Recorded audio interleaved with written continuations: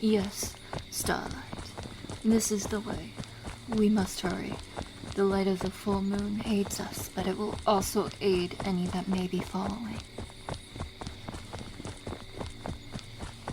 No, I do not expect any to be aware of our departure until morning, but you never know. The Elder may be impatient, or Cassiona, or somebody else may even check on us to offer support and condolences. I had hoped that all the women would leave us alone in what they believe to be our last night together, but I cannot be certain.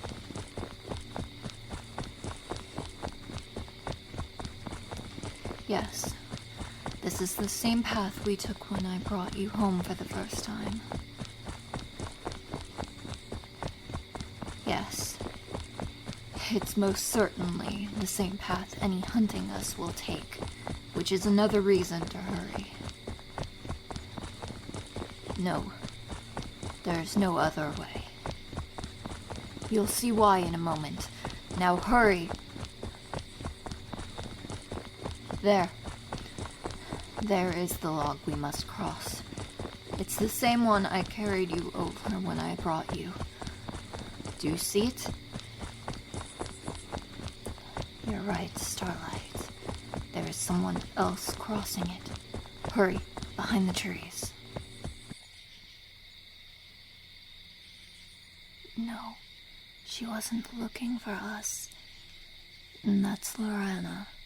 She left the village about a week ago, the same as I did to find a male of her own. Do you see?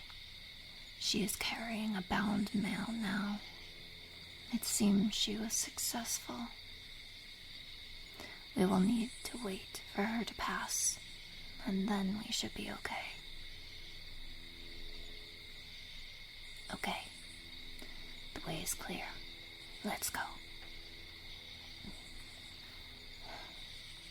You see, Starlight, this is why we had to go this way. This ravine that the log crosses, it surrounds our land. We are an island in the sky because of it. The only way on or off is by this pass over the fallen tree. This is why we needed to go back the way we came.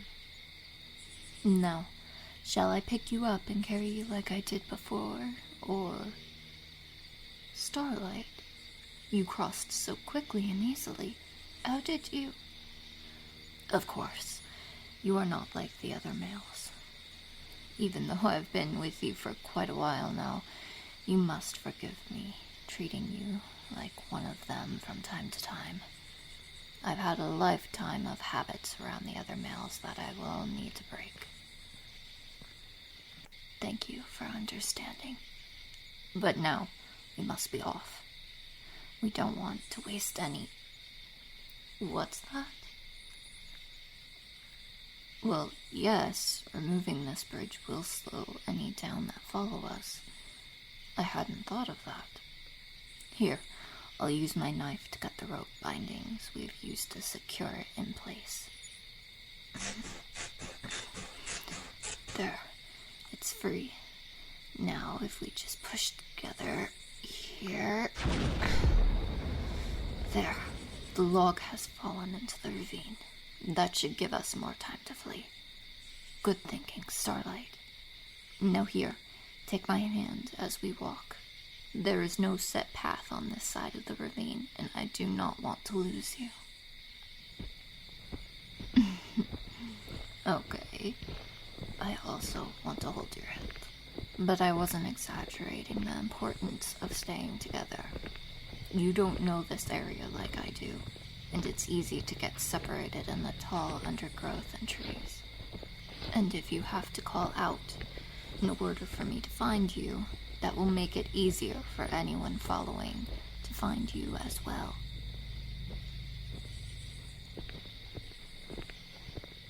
Starlight, tell me more about your world and about the wonders that we've lost.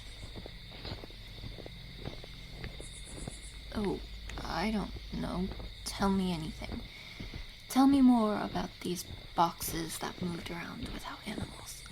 Or tell me about the steel buildings as tall as mountains. Or tell me more about where you lived. What were the people like?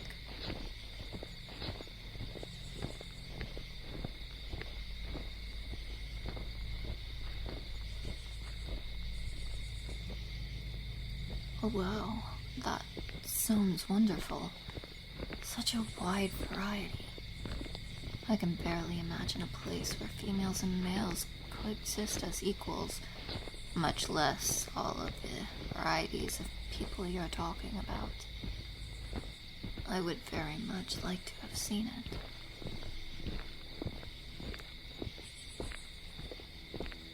You say that it could be wonderful, but it could also be very hurtful? How could that be? I would think that it would be more enjoyable to be able to experience a wide variety of people each and every day. Some people found it easier to hurt others.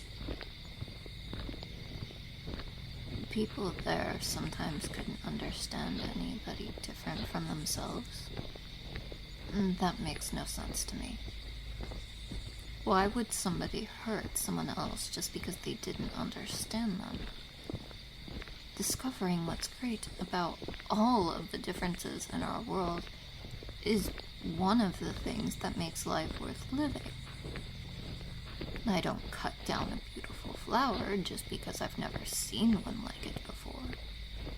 I appreciate the beauty of something new. Oh. Yes. You're right. I did say that if anybody else discovered that you could speak, they'd most likely kill you and punish me. I do see what you mean. Some of the women would never want to accept such a new reality, and it would be easier to them to get rid of you rather than try to understand you. I'm sorry, Starlight.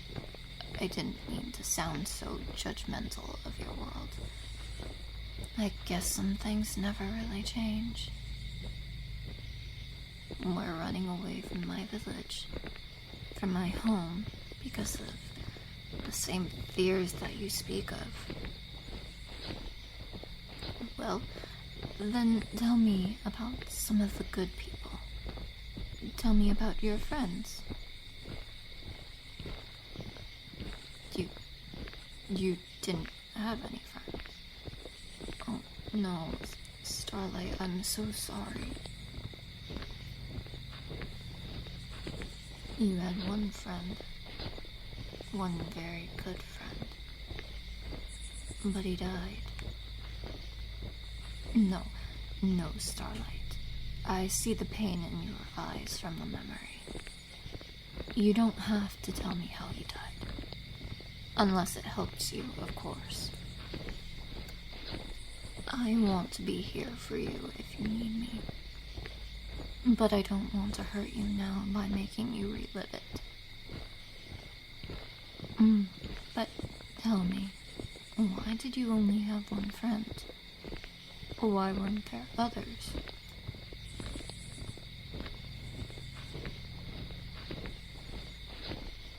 Yes, I do understand, Starlight.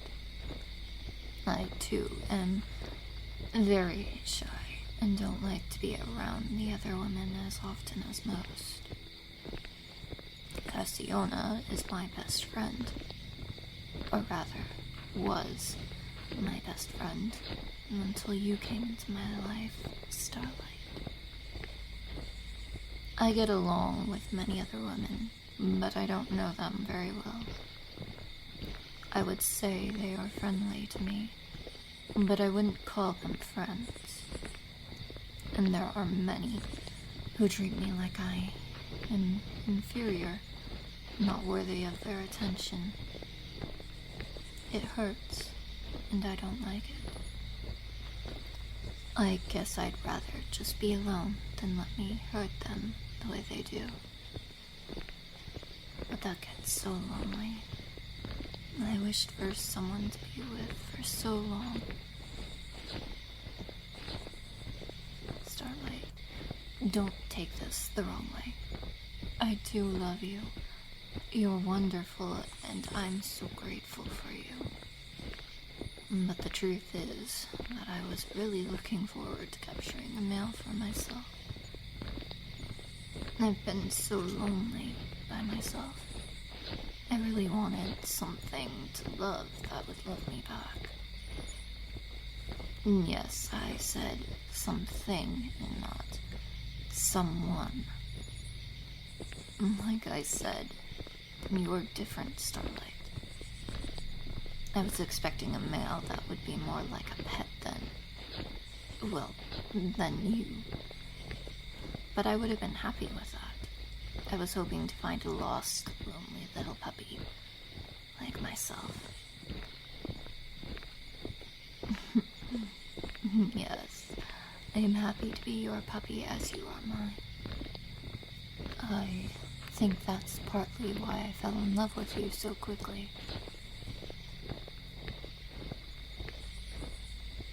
No, Starlight.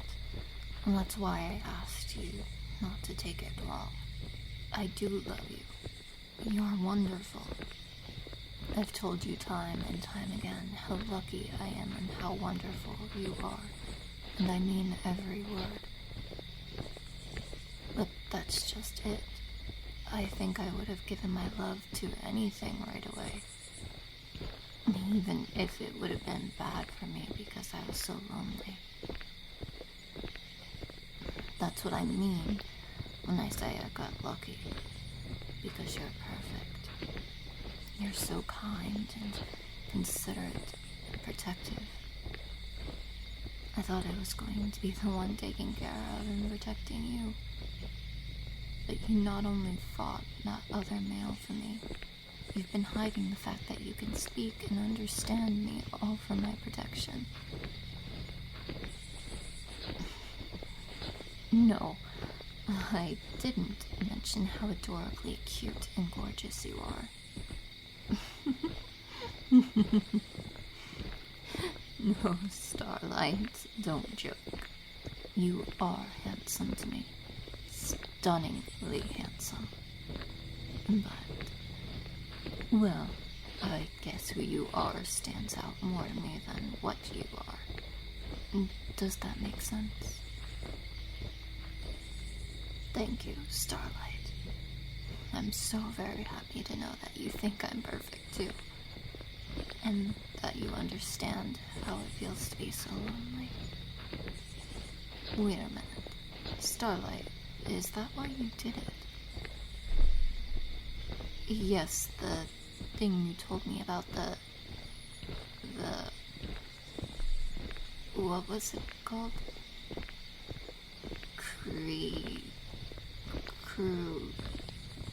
Cryogenic? Is that right?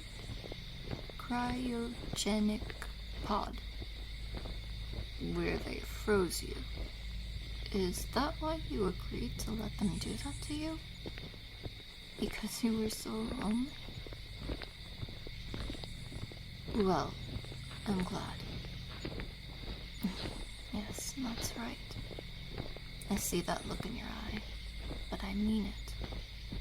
I'm sorry you didn't have more friends, and I empathize with how lonely you felt, but if you hadn't have been so lonely, then you wouldn't have done all that, and then you wouldn't be here with me now. And I am so glad that you are here with me now, Starlight. I love you. No matter what happens from here on out, I will always love you. And I promise you'll never be lonely again.